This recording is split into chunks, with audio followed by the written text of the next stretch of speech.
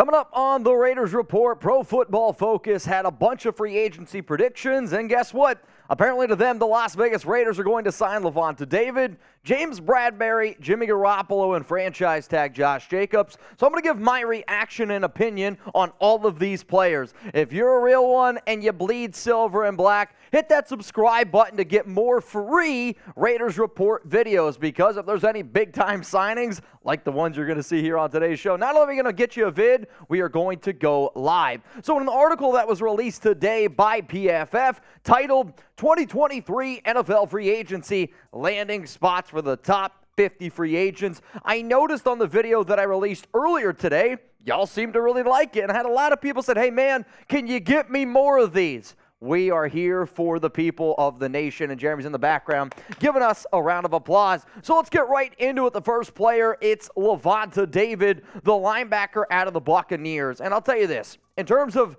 who's the top linebacker in this year's free agent class, it's the veteran Lavonte David. He is ranked number 6 on PFF's top free agents list, and there's no doubt about it. Linebacker is a major team need for the Silver and Black, and it seems like, well, it's been a team need for quite some time. Now, in terms of why would the Raiders make this move, this is what PFF had to say. Currently, the only Raiders linebackers under contract for 2023 are Luke Masterson and Darian Butler, both of whom were undrafted rookies in 2022. I will admit, that's not 100% accurate, because also Divine Diablo, he is also under contract, but he has not been able to stay healthy. So if you're a team out there and you're like, all right, we're not going to bring back Denzel Perriman, we're not going to bring back Jayon Brown, could you potentially look at getting a guy like Lavonte David, who is no doubt one of the best linebackers in the National Football League? Back here to what PFF had to say. There is a massive need to get a leader in the middle of this defense, and there might not be a better player to do so than David, who has been the epitome of consistency for the Buccaneers defense, stringing together 6 straight years with a 72.0 plus PFF grade. The other thing, though, you got to take into consideration is if you move on from Perriman, who was potentially a team captain, guess what? You need to replace him with the team captain, and you need somebody that you can trust to put that green helmet sticker on. Lavonte last season for Tampa Bay, an 84.1 overall grade. Above average in run defense, I'd say average in pass rush, and then elite in terms of coverage grade. No matter what, if you're going to spend the amount of money it takes to get David, you need somebody who is really, truly a great linebacker. He would rejuvenate the Raiders linebacker locker room, again, according to PFF, which has struggled to find a top-end guy at the position for years. I mean, I remember when the Raiders tried to get Nick Witkowski. Did not quite work. David would be the guy. You try to get Corey Littleton. That didn't work. The Raiders had bottom 5 defense when opposing offenses threw over the middle of the field, according to EPA per play and success rate allowed. I do think that that does go a little bit into the way Patrick Graham likes to play his defense, because he has his linebackers back a little bit, and it's that bend but don't break. And when you don't get any pressure on the quarterback, only 27 sacks last season, it does put an extra emphasis on your linebackers. If you want to have somebody have extra emphasis, that's why you go out and you pay the big bucks to David, who last season, 124 tackles, 3 sacks, 10 tackles for a loss. But one of the biggest reasons why the Buccaneers got the Super Bowl, I get it. It was Tom Brady. He's the greatest of all time. That defense needed to be great against Patrick Mahomes. Guess what? That man was great against Patrick Mahomes, and he really helped carry that defense. In terms of how much is it going to cost, I went back and I looked at another Pro Football Focus article, and they have basically contract projections. So what you're going to see here on today's show is all the contract projections for every single one of those dudes that they project to get. So if the Raiders were to get them, according to PFF's value, it would be a 2-year, $22 million at $15.25 million guaranteed. $11 million for a linebacker. Let me know what you guys think about that down in the comments section. So before we get into more of these PFF signings and reactions, I got a brand new sponsor here on the Raiders Report, and I am super excited to tell you about them. The Raiders Report is sponsored by Cultivate, the free browser extension that brings transparency to your Amazon shopping experience. Cultivate shows you the brand, seller, or product origin and identifies local alternatives that support local community efforts while saving you money. With over 50% of Amazon U.S. sellers based in China, Cultivate offers a way to avoid trickery from these sellers and keep money in the U.S. economy. Cultivate offers alternatives that are on average 30% less expensive than Amazon without any additional costs, such as Amazon Prime. It can even identify local alternatives that you can pick up the same day. Cultivate users earn free donations as rewards for using the extension, and the more you use it, the more you earn in donations by increasing your level. In fact, Cultivate donates 51% of the revenue they make on your purchase. So, what are you waiting for? Go to wecultivate.us/chatsports and download Cultivate for free. Let Cultivate bring transparency, savings, and community support to your Amazon shopping journey. Support the show and download with our link. It's down in the comments and in the description of today's video. The next player on the list that PFF believes the Silver and Black are going to bring in, cornerback James Bradberry. If you've watched the show before, you know that Bradberry has never been a stranger here on the Raiders Report because of his connections with Patrick Graham. On their list, he is ranked number 15 and one of the top cornerbacks out there that is available. If the Silver and Black traded away Yannick Ngakoue, it definitely hurt their edge rushing ability, but they did it because they were hoping Rock Ya-Sin could be a solid corner. I do think that Rock is a good, legit cornerback, but we got to also be able to face the facts. He has dealt with a lot of injuries, and if you're looking for a replacement, why not go out and find somebody who has already had success in Patrick Graham's defense and also had a hell of a year this past season going to the Super Bowl, even though, Jeremy, I think it was a hold. So here we go from PFF standpoint, the Raiders signing Bradberry. Bradberry had a great 2022 season that will unfortunately be remembered for his defensive holding call on Kansas City Chiefs wide receiver Juju Smith-Schuster. But it should be remembered for his 79.97 coverage grade when lined up out wide, that ranked 10th among cornerbacks. His 45.1% completion percentage allowed on the outside, that ranked 7th, and his 0.67 yards per coverage snap out wide, that ranked 8th. So as you can see, you put him out outside, it's going to be good things. The Raiders need help at cornerback, but have a lot of big contracts across their roster, with the potential arrival of an expensive quarterback only adding to the budget. Now, in terms of where exactly would he fit, I think you do. You put him right where Rock Ya-Sin was, and I don't know if James Bradberry is a true number one corner, but he's a hell of a corner 1B, if you will. I want to know what the Raiders decided to do with Nate Hobbs, because as a rookie, Nate Hobbs was a top 10 slot corner. I also know that the Silver and Black are very high on Tyler Hall. They like Amik Robertson. So if you had an athletic freak like Hobbs, you then pair that with Bradberry. You have two solid young guys in Robertson and Tyler Hall. I know the team also really likes Sam Webb and Cosby. We will end up seeing what this team decides to do, but it is going to cost a pretty penny to get Bradberry.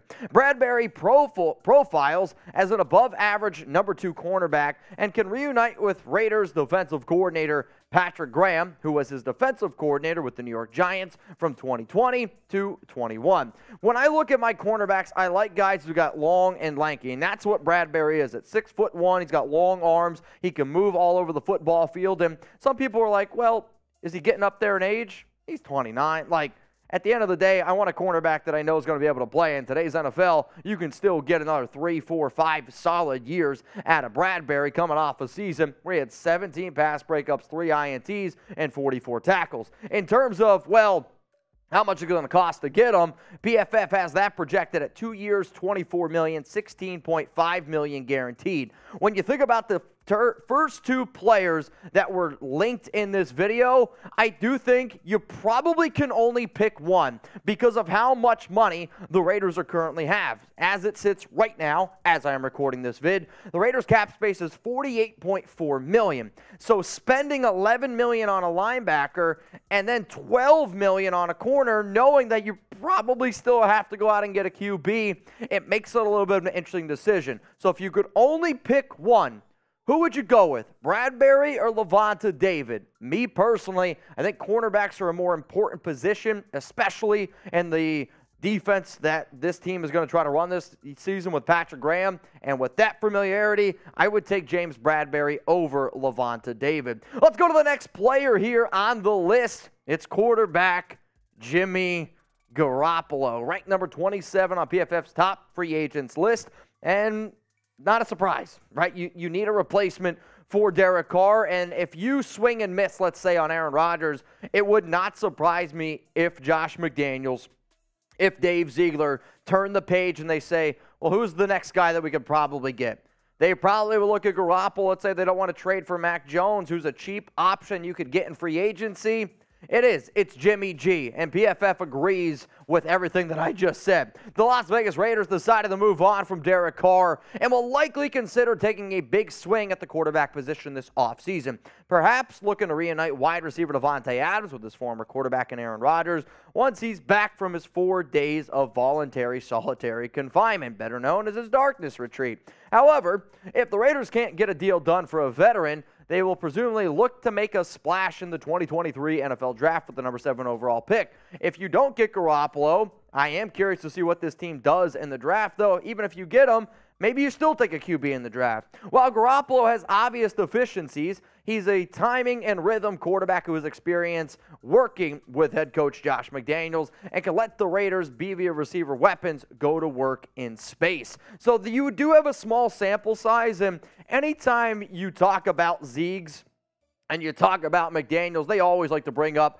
old guys that previously worked in their offenses. Well, in his 2 starts in New England, quite a while back, 71.2% completion percentage, 496 yards, 4 touchdowns, QB rating of 119.0. It's pretty good, but those teams were also very legit. Garoppolo's 8.3 yards per attempt over the past 3 seasons ranks second, and his 2.53 second average time to throw puts him among the fastest quarterbacks over that span.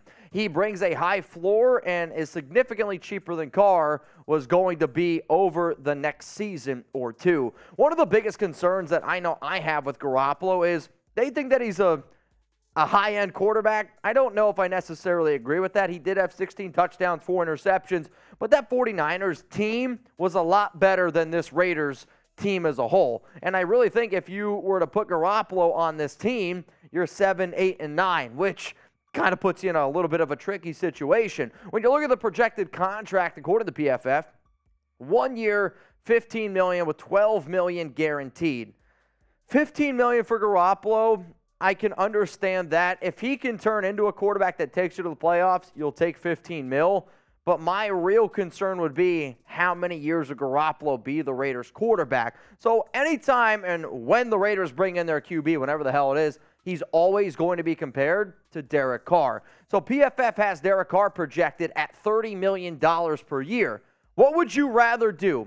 At the current Raiders situation, would you have DC at $30 million? If you're saying, yeah, I'd rather go that route, then type DC. If you'd rather have Garoppolo at $15 million per year, type JG. For me personally, I look at all the holes that are on this offensive line. I look at all the holes on the defense and just in its entirety. And I think Jimmy G at $15 million is a much better deal because I also have more confidence in Garoppolo being able to execute McDaniels' offense than what Derek Carr tried to do. I will say, though, I do not want Garoppolo anything longer than 1 year. You either bring him in and draft a young quarterback underneath him, kind of like what the Chiefs did with Alex Smith and Patrick Mahomes, and you hand the keys off to him, hasta la vista, baby. Or you bring in Garoppolo on a cheap deal, and then you go absolutely positively all in on 2024, trying to get Drake May, Caleb Williams, even if you got to save up some draft picks in 2023, trade back, then you're still playing it for the future because I'm sorry, Garoppolo is not this team's future. So those were the signings, but they did have another one. They had Josh Jacobs, who PFF projects that he's going to get franchise tagged. So the video I put out earlier this morning also had the Raiders tagging Jacobs because, I mean, let's just face it. It makes sense. He is ranked number 12 on PFF's top free agents list, and it would cost the Raiders $10.1 million. So overall, we know Jacobs, hell of a running back. And I do think no matter who the new quarterback is in this situation, if you're going to have Garoppolo, yeah, you better franchise tag Jacobs. You better figure out a way to bring him back because no disrespect to Zamir White, no disrespect to Britton Brown. Brandon Bolden, you need a solid running game if you're going to have a QB like Jimmy G. So when you think about all of these signings here, okay, Lavonte David, $11 million per year. James Bradberry, $12 million a year. Garoppolo, $15 million a year. And then you got Jacobs at $10.1. That comes out to a total of $48.1 million spent on these four players. And as I stated earlier in the video, currently the Raiders have $48.4 million of salary cap space. So the spending, now I want you to grade it. This is what the Raiders report here is all about. Give me your 2 cents. If we left free agency with those three signings in Jacobs, and based on what we know right now, that would basically be all you could do unless you start moving on from some other players. So give me an A, B, C, D, or F. How do you feel about the Raiders spending in those situations?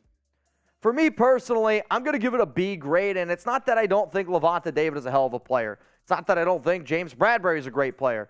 Jimmy Garoppolo is average to me, but David's getting up there in age. James Bradberry is a win-now type of move. Jimmy Garoppolo, he's mid, and then you got Josh Jacobs. It's another win-now type of move. My only concern is you're doing a lot of win-now moves with a mediocre quarterback. I'm done with the whole mediocre quarterback. You're either, in my opinion, going to go all in with Aaron Rodgers, an MVP caliber guy, or just take the rookie quarterback and try to rebuild, because Garoppolo puts you right back in status quo, which I'm sorry, the Raiders have been stuck in status quo mediocrity for a very long time, and it's time to climb out of that. If you made it this far in the video, you are a real one. I appreciate your support, so take a second and hit that subscribe button.